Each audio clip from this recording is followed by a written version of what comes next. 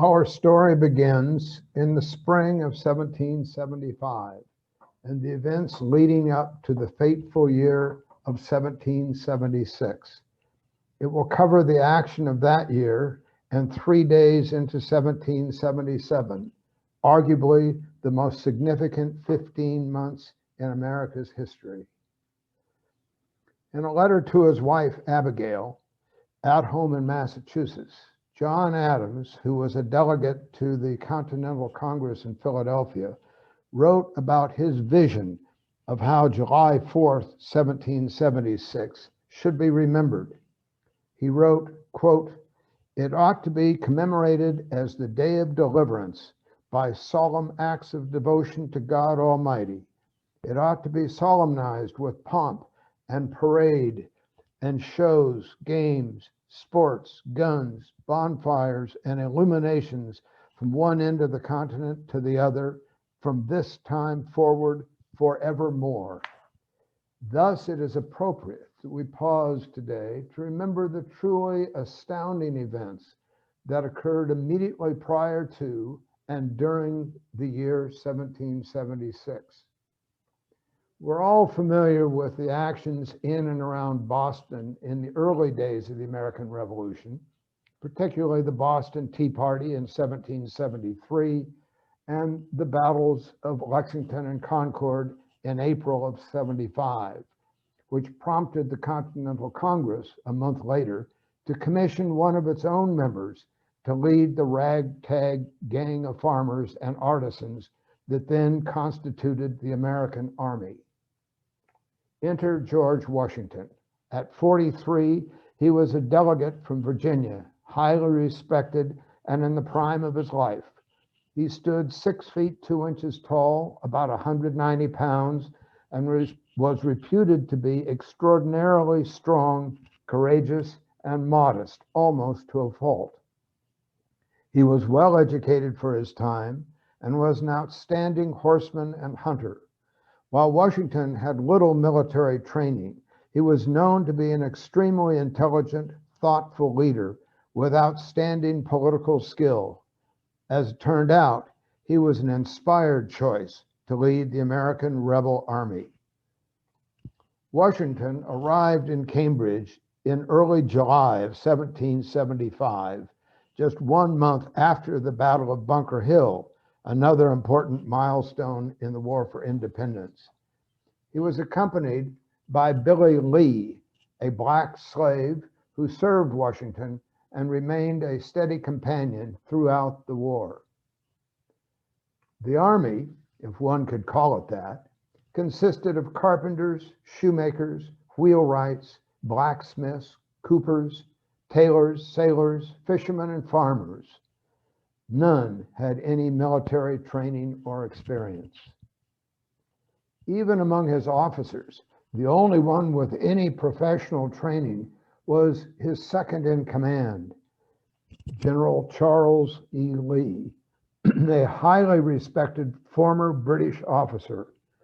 Nevertheless, Washington was eager to engage the enemy, who had retreated to heavily fortified Boston. It was only upon more careful examination of his troops and with the strong urging of his senior officers that he reconsidered. Initially, he was told he had some 20,000 men under his command, but no one knew for certain. In fact, fewer than 14,000 were fit for duty, the others either sick or missing. Meanwhile, there were an estimated 11,000 highly trained British soldiers in Boston under the command of the British General William Howe, a distinguished and experienced soldier. His brother, Admiral Richard Howe, commanded the Royal Navy. Both were equally eager to engage the rebel army. Boston, lying on a peninsula connected to the mainland by a narrow causeway,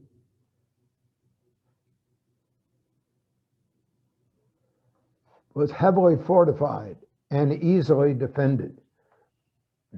Washington's initial plan to attack the city of Boston included another bold offensive. He decided to carry the war into Canada with a surprise attack on the British at Quebec. The fledgling American army had 1,000 men volunteer for the task. Led by an aggressive Connecticut colonel named Benedict Arnold, they were to advance on Quebec across the Maine wilderness, taking a northeasterly route up the Kennebec River.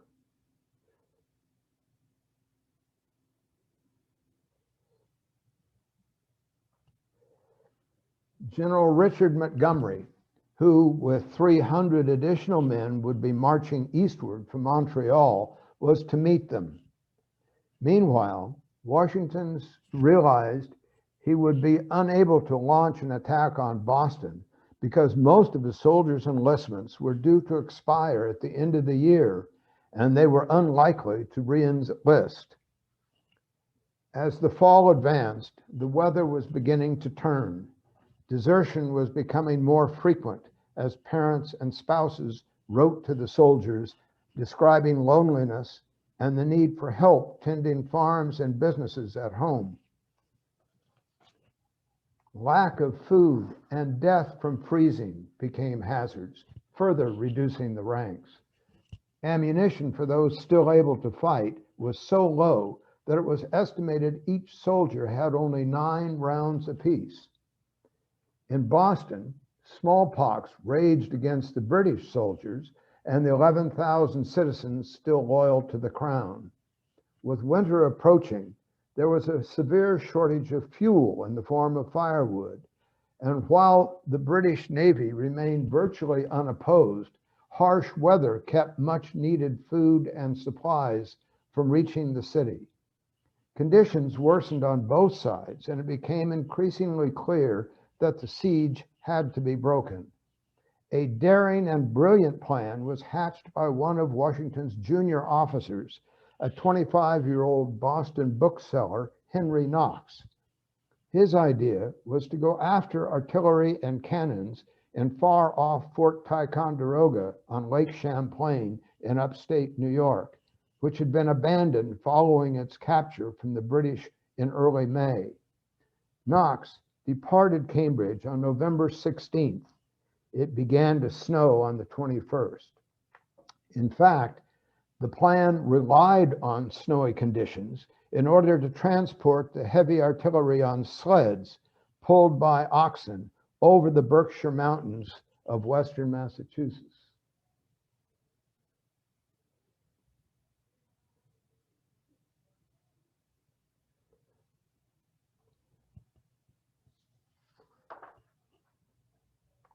A foot of snow fell on Boston on Christmas Eve, 1775, resulting in continued suffering for soldiers without winter clothing and those who were sickly and dying of disease. Thus did the critical year 1776 begin.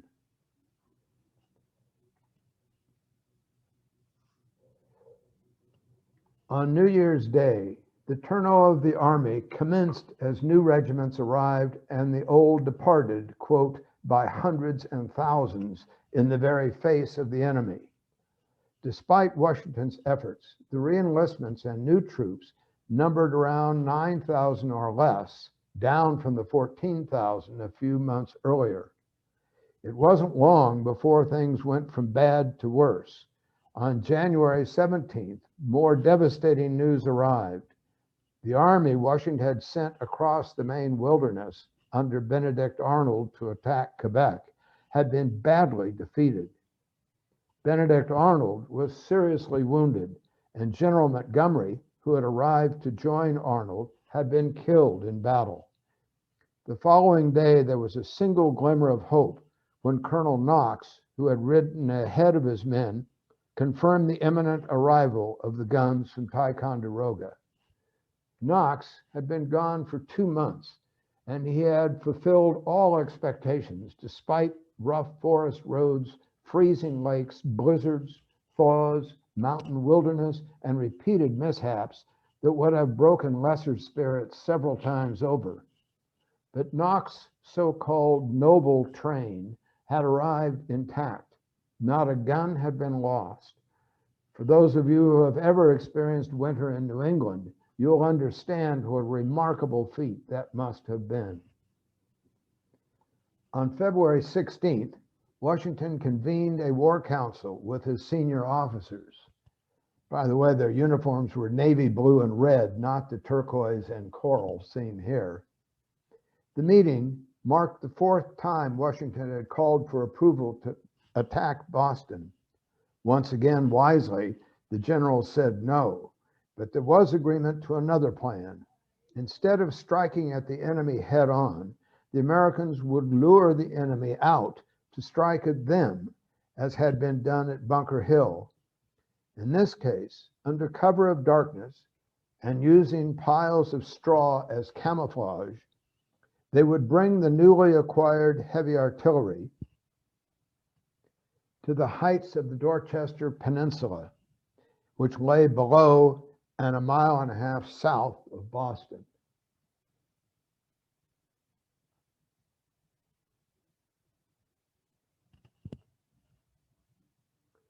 To help camouflage their efforts, the Americans began a diversionary bombardment on the city of Boston at intervals over the next 3 nights.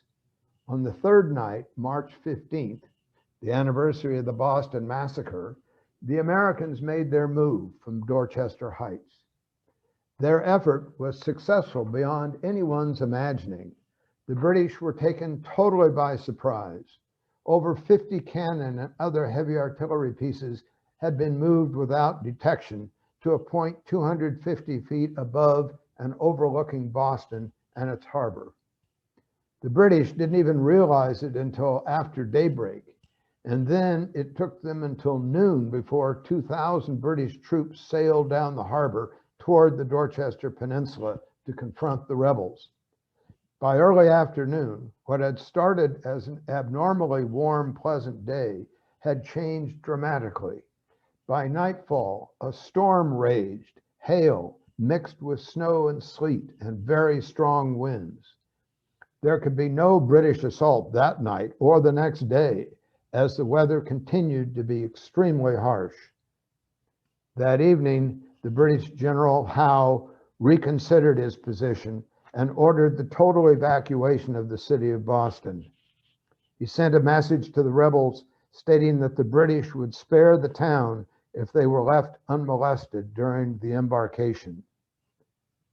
It was not until Sunday, March 17th, that the wind finally turned fair and favorable enough for the British to set sail.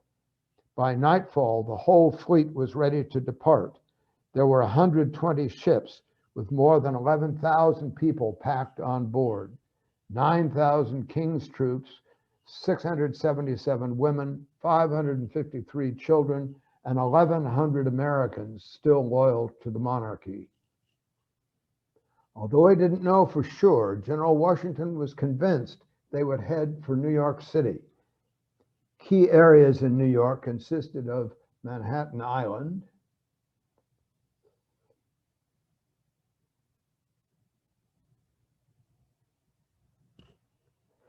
East River and Hellgate, leading to Long Island Sound, the Hudson River, separating New Jersey and New York, called the North River,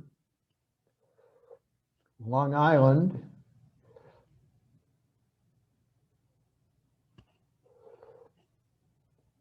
Brooklyn, which is Staten Island, Harlem and the Harlem River,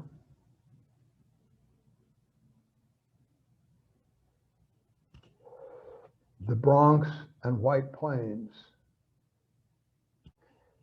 The city had been the headquarters for the British during the French and Indian Wars 20 years earlier. Thus, it was well known to both the American and British commanders. More importantly, its excellent harbor at the base of the Hudson River and access to New Jersey land routes made New York City an ideal spot for the British to conduct the war. Instead, with his exhausted army and loyalist sympathizers, Howe first set sail to Halifax in nearby Nova Scotia.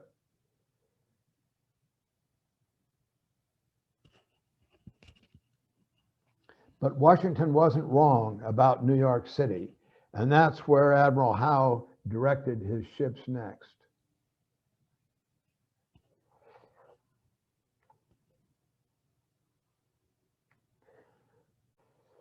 The British strategy for conducting the war centered on their command of the Hudson River. If they could control the Hudson River, they could effectively cut off communication from the New England colonies, dividing the country in half, and be in a position to conquer each half at their leisure.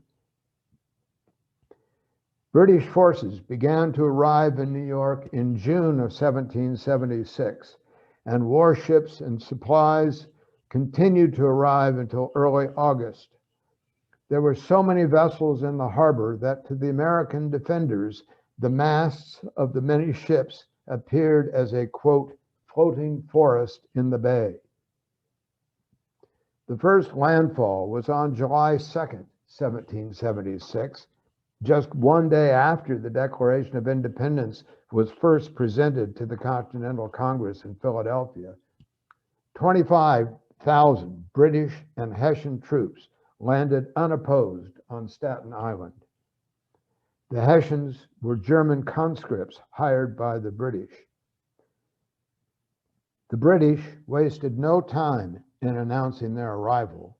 On Friday afternoon, July 12th, two large gunboats, the Phoenix and the Rose, broke away from the rest of the fleet, and with three smaller ships called tenders, they sailed unopposed up the Hudson River, hugging the New Jersey shoreline and the apparent shelter of the steep cliffs of the Palisades seen on the left. They first sailed north to Haverstraw Bay, just above Nyack, New York, where they lay at anchor for several weeks before returning downriver. Such aggressive action and the easy nature of their penetration caused panic in predominantly Dutch northern New Jersey and in New York City. Their bold maneuver made it immediately clear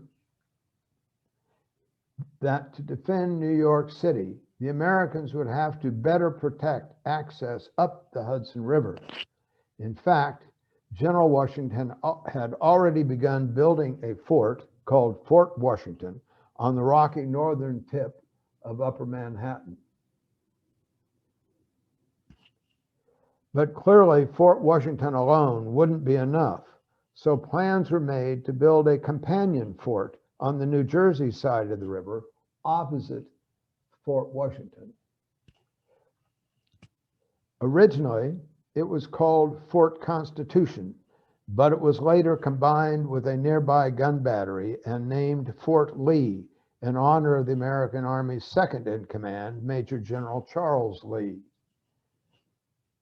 To block passage up the river, obstacles were sunk in the middle of the river, such as old sunken ships and pointed logs to act as spears.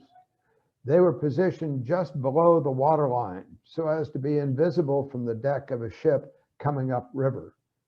The idea was that the blockade would slow the enemy ships long enough for artillery fire from the two forts to finish them off. Washington, who was headquartered in Lower Manhattan, was uncertain exactly where Howe would launch his main attack. In late August, the British made their move. 15,000 men with 40 pieces of artillery amassed on the plain below Graves End on Long Island, south of the town of Brooklyn. Diversionary attacks were launched to distract the Americans. While the main body of the British Army, numbering 10,000, marched in secret along a lightly guarded road to the Brooklyn Heights.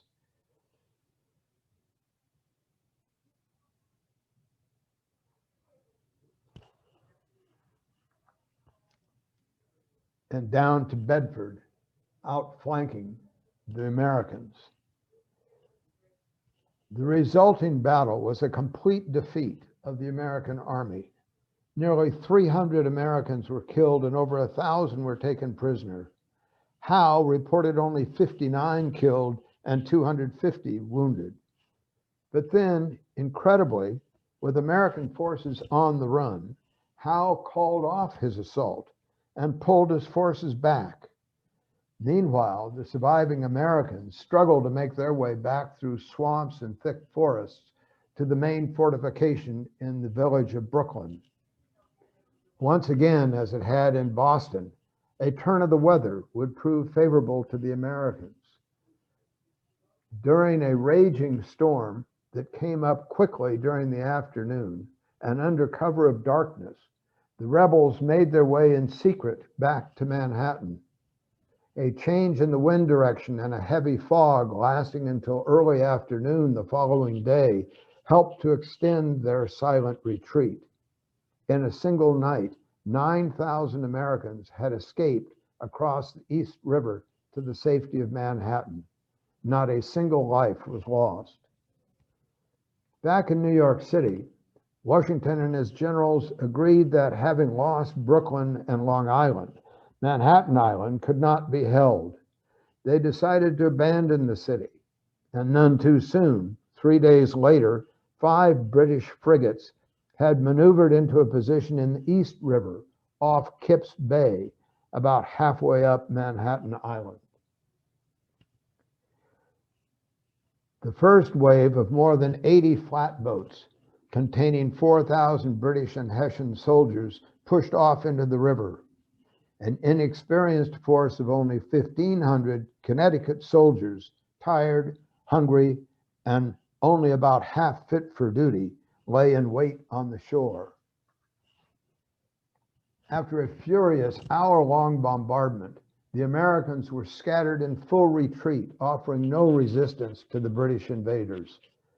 In addition, 2,000 Continental forces arrived in support of the retreating troops. But at the sight of their comrades fleeing in panic, they too turned and ran. At his command post 4 miles north, Washington heard the cannons roar at Kip's Bay and saw smoke rising in the distance. In an instant, he was on his horse racing south at a gallop. Seeing his army fleeing in panic, even when veteran soldiers would likely have fled under such a murderous cannonade, he rode into their midst, cursing violently. For the remnants of the American army who got away, it had been a close call. In spite of what Washington called the shameful, scandalous, disgraceful, and dastardly behavior of those at Kip's Bay, many lives were saved. Washington knew Howe would continue to press his advantage, and the following day, the Americans acquitted themselves quite well, repulsing a force of some 5,400 British who had launched an attack near Harlem.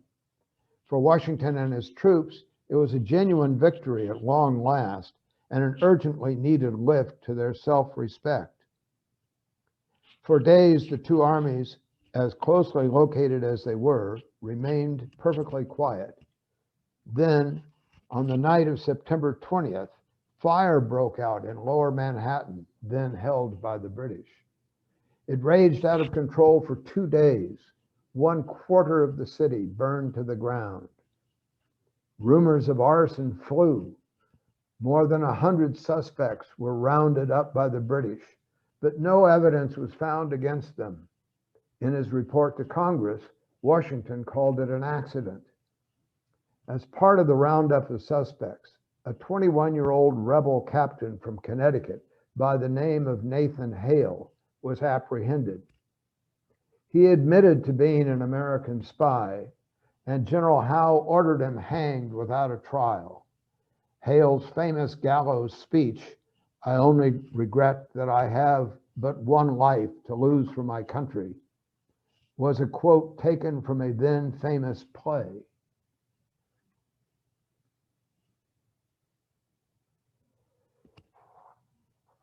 A test of the enhanced Hudson River fortifications including the two forts positioned on either side of the river, came on October 9th. 3 large British ships with 3 or 4 smaller ones broke through the obstacles the Americans had sunk in the middle of the river and once again passed up the Hudson. And to everyone's dismay, they apparently did so without any difficulty.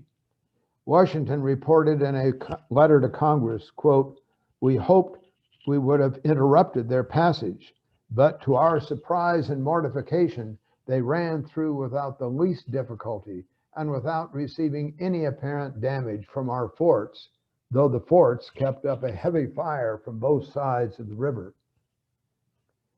3 days later, Admiral Howe, with 150 ships, set sail upstream on the East River through Hell Gate and into Long Island Sound. Upon hearing the news, Washington knew Harlem Heights had become a trap, and he needed to move his army and command posts to the north at White Plains to concentrate his forces on safer ground. In spite of its having been ineffectual in stopping incursions up the Hudson River, Washington's War Council determined Fort Washington should be remained as long as possible. Washington's War Council determined Fort Washington should remain as long as possible. Thus, the entire army would evacuate Manhattan Island except for 1,000 men left to hold Fort Washington. As rebels struggled toward White Plains, the British stepped up their invasion on Upper Manhattan from Long Island Sound. A battle began with a cannonade from both armies. However, as 7,000 Hessians launched an uphill charge, the inexperienced rebel militia broke and ran again. In the end, the British and Hessians carried the day, but like the battle at Bunker Hill, it was largely an empty victory that achieved nothing. The British and Hessian allies lost more than 250 soldiers, twice what the Americans suffered. During a brief pause, Washington decided to divide his army.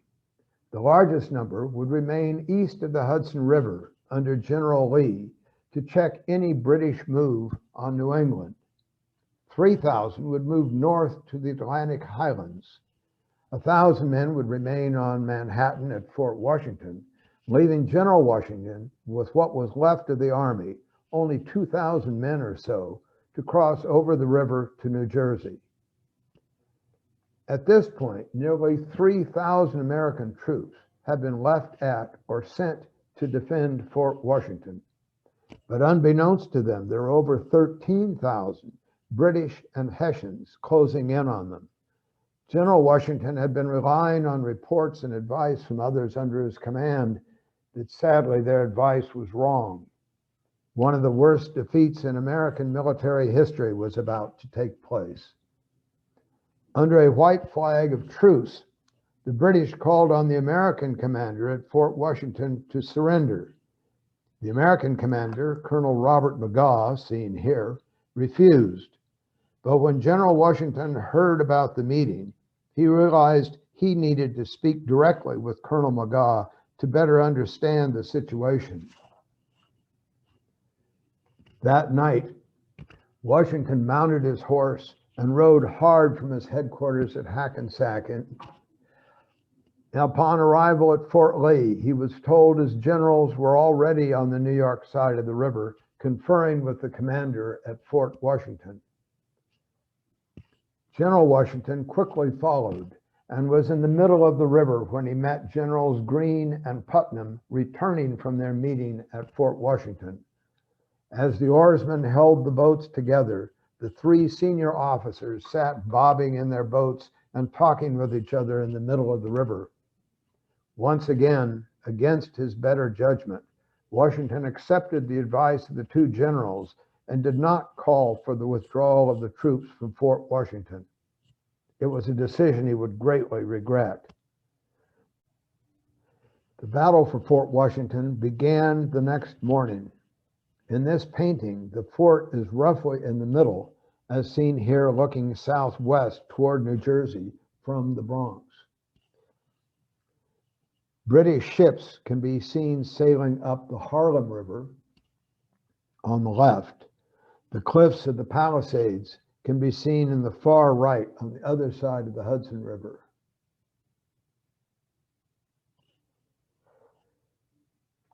By midday, the British forces had broken through, forcing the remaining 2,400 American defenders to retreat to the top of a hill. In stunned silence, Washington and his generals watched through their spyglasses from the top of the cliffs at Fort Lee. After a terrific battle, an eerie quiet swept over the field. Then a British flag appeared. The sound of wild cheering and a British victory song drifted across the river. The disaster was complete. The Americans had fought in vain against impossible odds. 8,000 British and Hessian troops assaulted Fort Washington from every side. Over 2,800 American troops surrendered. 59 were killed and 100 more were wounded. In addition, provisions to feed the rebel troops for 3 months, as well as quantities of arms, tools, tents, blankets, and 146 cannon were captured by the enemy. Washington wasted no time following the defeat at Fort Washington. He immediately ordered all the remaining equipment and supplies at Fort Lee removed as quickly as possible, but the Patriots had simply run out of time. Early morning, November 20th, after a rainy night, General Washington was back at his headquarters in Hackensack. A large British force had landed at dawn about 3 miles above Fort Lee. The British invasion of New Jersey had begun. The British landing was a remarkable feat. Their invasion force crossed the Hudson River at dawn using flatboats and scaled the 80-foot perpendicular cliffs of the Palisades.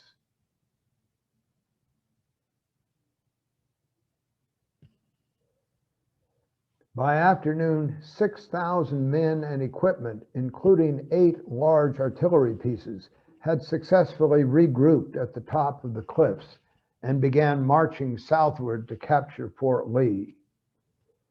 Meanwhile, General Washington, having been alerted to the invasion, at once sent word to his men at Fort Lee to abandon everything and make their way out of the area.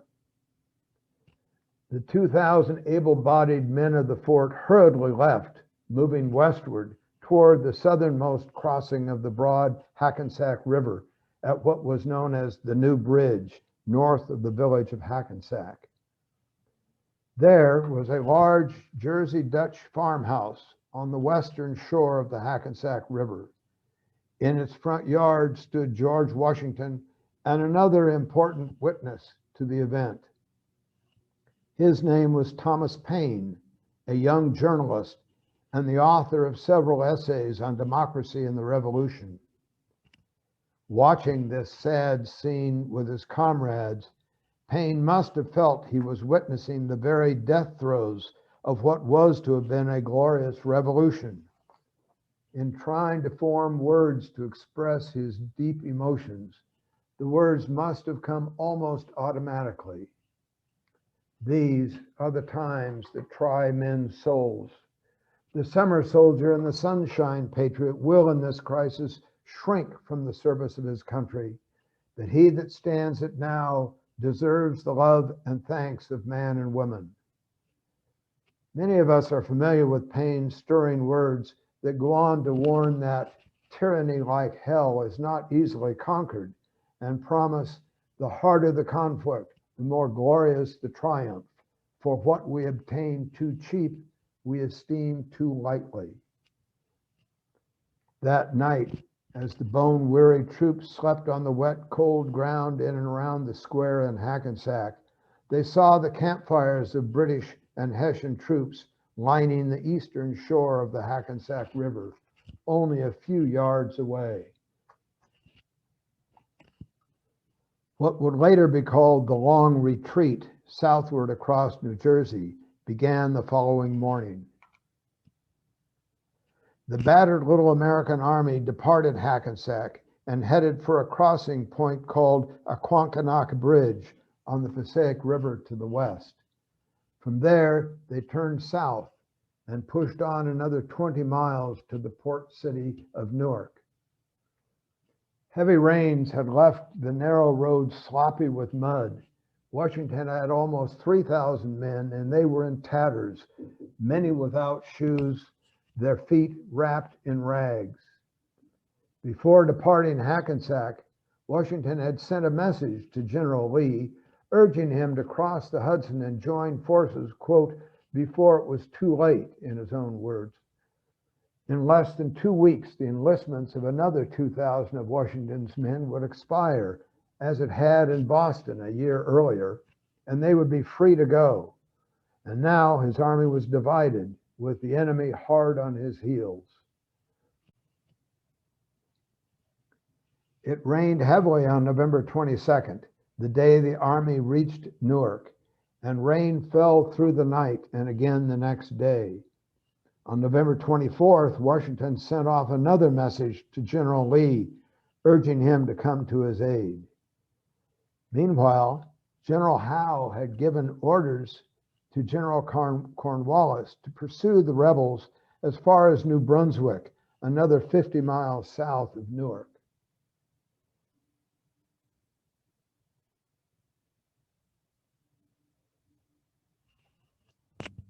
With an army of 10,000, Cornwallis was determined to catch Washington before he reached New Brunswick. But at 9 o'clock in the morning of November 28th, when Cornwallis and his army marched into Newark, they found it empty. Washington had already pressed on toward New Brunswick. At Washington's headquarters en route, there was word at last from General Lee, but only to report his own tribulations with foul weather and men without shoes. He made no mention of plans to join Washington. Washington replied at once, quote, my former letters were so full and explicit as to the necessity of your marching as early as possible that I confess I expected you would have been sooner in motion, he wrote.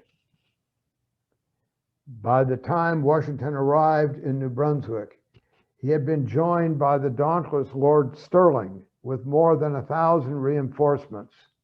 However, many were shoeless and without coats or even shirts, and the December 1st exploration of enlistments, when twice that number would be free to leave, was only 2 days away. On December 1st, with British and Hessian columns advancing on New Brunswick, 2,000 of Washington's troops did indeed walk away from the war. Still hoping to turn back to engage the enemy, Washington sent yet another urgent summons to Lee to come with all speed. Meanwhile, Washington determined that he must press on to Trenton, another 30 miles south of New Brunswick, and then retreat to the relative safety of Pennsylvania across the wide Delaware River. Once again, the British arrived to a deserted village in New Brunswick. At midday on December 6th, Howe himself arrived in New Brunswick and ordered Cornwallis to advance on to Princeton and further to the small village of Trenton on the Delaware, where Washington had arrived 3 days earlier. As the British forces sacked Princeton, Washington's entire army had safely transported themselves across the Delaware River just above Trenton into Pennsylvania. As they departed, the Americans tore down bridges on the New Jersey roads, confiscated or burned every available boat for other means of transport, and set up guards at every ferry landing on the Pennsylvania shore. On December 10th, word reached Washington that General Lee and 4,000 troops commanded by General Sullivan were finally on the march and had reached Morristown, 50 miles to the north. However, 3 days later, on February 3 days later, on Friday the 13th, note the date, an event took place that was wholly unexpected and with far-reaching consequences. In an incredible lapse of judgment, General Lee had spent the night separated from his troops, stopping at an inn about 3 miles away. He was accompanied by a personal guard of 15 officers and men. In the morning, a scouting party of 25 British cavalry learned from a local loyalist of Lee's whereabouts. They quickly surrounded the inn, killing 2 of the guards and scattering the rest. Lee was taken from the inn, mounted on a horse, and led away. It was one of those you can't make this stuff up moments. The astonishing raid had taken no more than 15 minutes. As the news quickly spread of the capture of the America's second in command, the British were jubilant. Fearing he might be hanged, Lee further shared all that he knew and even offered to advise Howe on ways the British could win the war. As for Washington, he undoubtedly had terribly mixed emotions.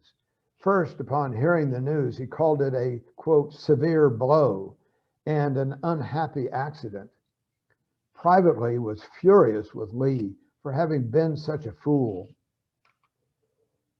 On the same day General Lee was captured, General Howe set up a string of outposts near the pretty little village of Trenton, New Jersey, from which most of the townspeople had fled. Howe left behind a contingent of 1,500 Hessians under the able command of General Johann Rall, who had led the assault on Fort Washington a month earlier. On December 20th, General Sullivan, who had taken over for General Lee, arrived at last with Lee's troops. But instead of the 4,000 Washington had been expecting, there were only half that number, and the men were in more wretched condition than Washington's own ranks.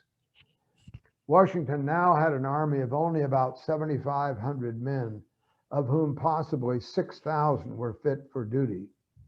But Washington was by no means beaten. He had previously written that a, quote, lucky blow against the enemy would most certainly rouse the spirits of the people, which are quite sunk by our misfortune. In spite of all the troubles that beset him, the expiration of enlistments, hundreds of his men sick and suffering from the cold, and desertions by the score, Washington was plotting his so-called lucky blow.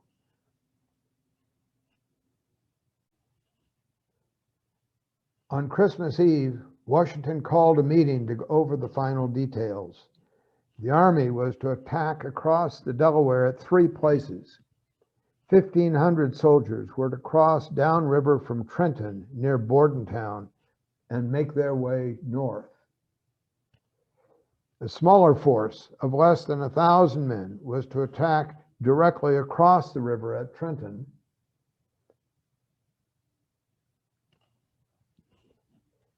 and block any attempt by the enemy to escape. The largest force of 2,400, led by Washington, would cross at McConkey's Ferry.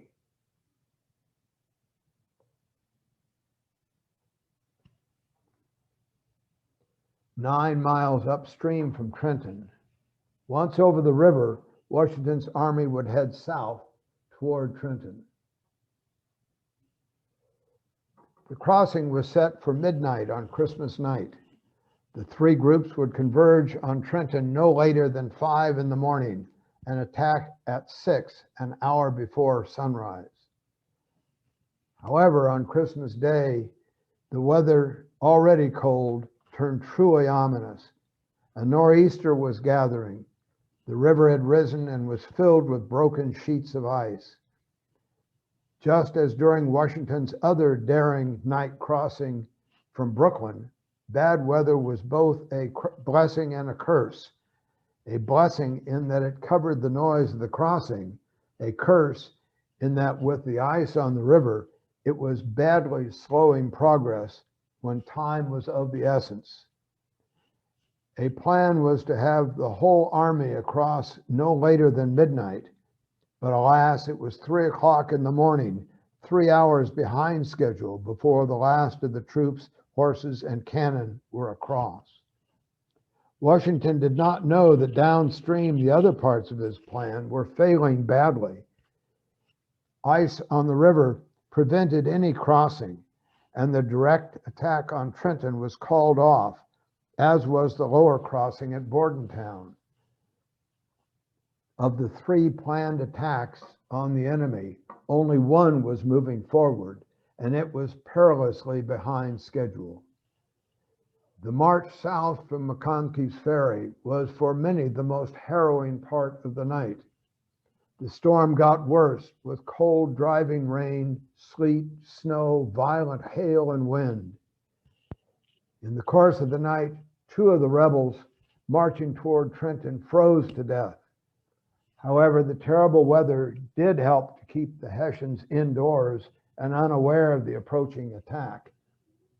Washington's troops finally reached their assigned positions outside Trenton a few minutes before 8 o'clock in the morning, an hour after daylight. Colonel Rahl, the commander of the 1,500 Hessians who occupied the town, was a sturdy, able career soldier. While he was later roundly criticized by some junior officers for being lazy, lax, and indifferent to the possibility of a surprise attack, and a drunkard, there is no proof, and in fact, many of his other officers disagreed. It was the size of the attack to come, and in such weather, that Rahl did not anticipate. Washington's 2,400 Americans, having been on their feet all night, wet, cold, their weapons soaked, went into the fight as if everything depended on it, which at that point it most certainly did. Colonel Knox's cannon opened fire down each of the 2 main streets, clearing them instantly. Rahl, who had been roused from his bed and was quickly on horseback, ordered a charge. The fighting was fierce, and then Rahl too was hit and mortally wounded. It all happened in 45 minutes or less. 21 Hessians had been killed, 90 wounded, 500 managed to escape. Over 900 were taken prisoners, along with brass cannon and 1,000 muskets.